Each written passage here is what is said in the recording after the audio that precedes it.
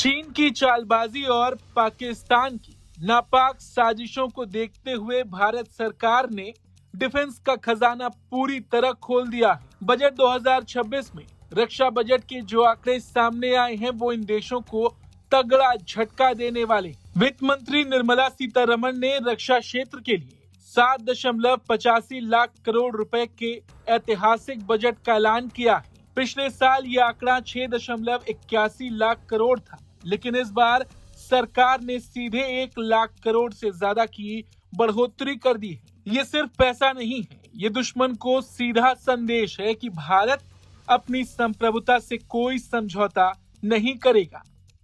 ये defence budget सिर्फ हथियार खरीदने तक सीमित नहीं है, बल्कि सेना की हर जरूरत को कवर करता है। इस आवंटन में थल सेना, नौसेना और वायुसेना का रेवेन्यू खर्च, नए हथियारों और तकनीक के लिए कैपिटल आउटले, डिफेंस पेंशन और रक्षा मंत्रालय के तहत आने वाले सिविल संस्थानों का खर्च शामिल है। यानी बॉर्डर पर तैनात जवान से लेकर भविष्य की युद्ध तकनीक तक सब कुछ इस बजट का हिस्सा है। पिछले बजट में डिफेंस सर्विसेज के रेवेन्यू खर्च के लिए 3.12 लाख करोड़ रुपए रखे गए थे, जिसमें जवानों की सैलरी, भत्ते, हथियारों का रखरखाव और ऑपरेशनल तैयारी शामिल थी। अब इस बढ़े हुए बजट से सेना की ताकत और तैयारी दोनों को और मजबूत किया जाएगा, खासकर ऐसे वक्त में जब चीन एलएसी पर लगातार अपनी गतिविधियां बढ़ा रहा है और पाकिस्तान सीमा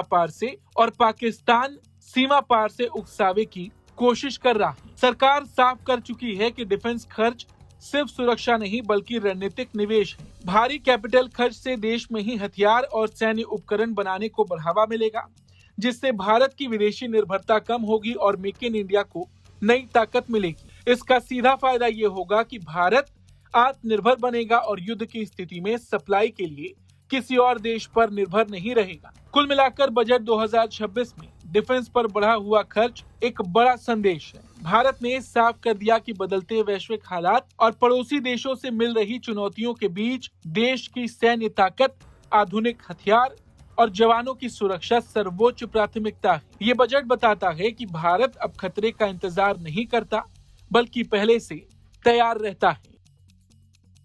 ब्यूरो रिपोर्ट, भारत तक।